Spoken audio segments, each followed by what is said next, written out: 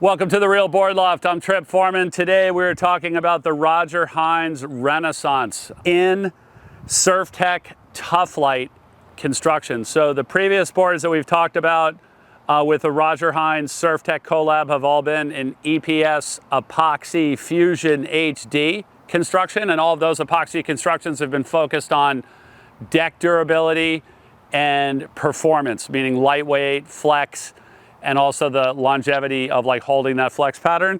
With the TufLite construction, the durability is focused on dropping it. So if you ever did that with a hand-shaped, hand-built by two set of hands Roger Hinds board, there would be people running out of the woods to take your life and probably take your board too and fix it. But TufLite is built specifically for that type of durability, and we know that it was a cringing thing to see that board fall, but that's what it's built for. So think about that just for one moment. So whether it's like dropping the board or turning and not really having spatial awareness and like hitting the corner of your garage, or if you have multiple people using the board that aren't you, what do you know about those people? They don't care about the board as much as you. And so all of those different uses, you want to have a board that's more durable ding-wise. So we call it like accident durability. And so whether you're dropping it or you're really heavy on your feet or the board's just going to get a ton of use, the TufLite construction is the most durable with regards to the ding durability. So let's talk a little bit about the Renaissance.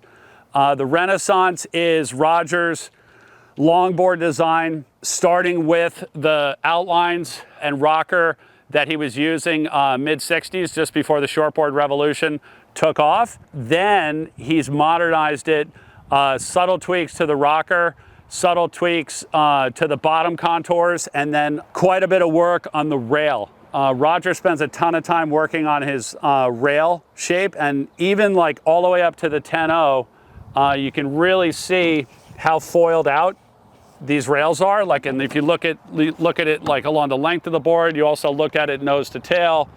This thing is really foiled out on the rails. And so whether you're talking Renaissance, Tamago, Dreamfish, or Nomad, like Roger's really pulling as much volume out of the rails as he can.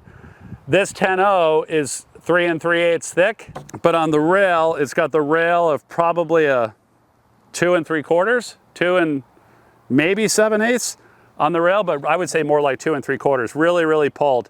And it maintains a soft edge all the way out the back of the board, and it's a single fin setup. So the Renaissance, I would say, is an all-around longboard. It loves to trim.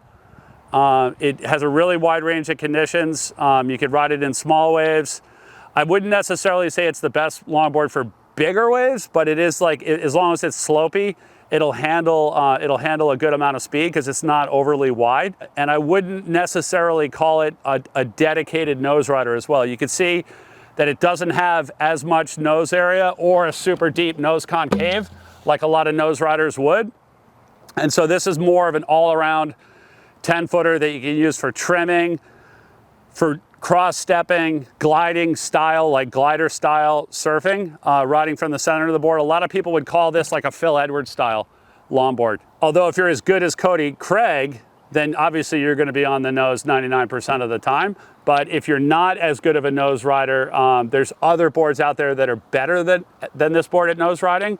But where this board feels really sexy is just in the trim, in the nose rides when it's perfect nose riding conditions, and the all-around use, and just I would say the sleekness through the water, because it's very fast through the water, and by having the rails be really thin, it gets on rail and trims on rail really well through the water, like really fast and really sleek. And the 9.4 is even more foiled out than this on the rail, and so like in really, fast braking, speedy, hollow waves, like it's the thing's insane on rail. Super fun to surf. So that's a little bit about the Renaissance. As far as the design, Roger had originally sent us like a straight up, like kind of slower speed, long cord, like big nose riding fin to go with this thing, which made it stiffer.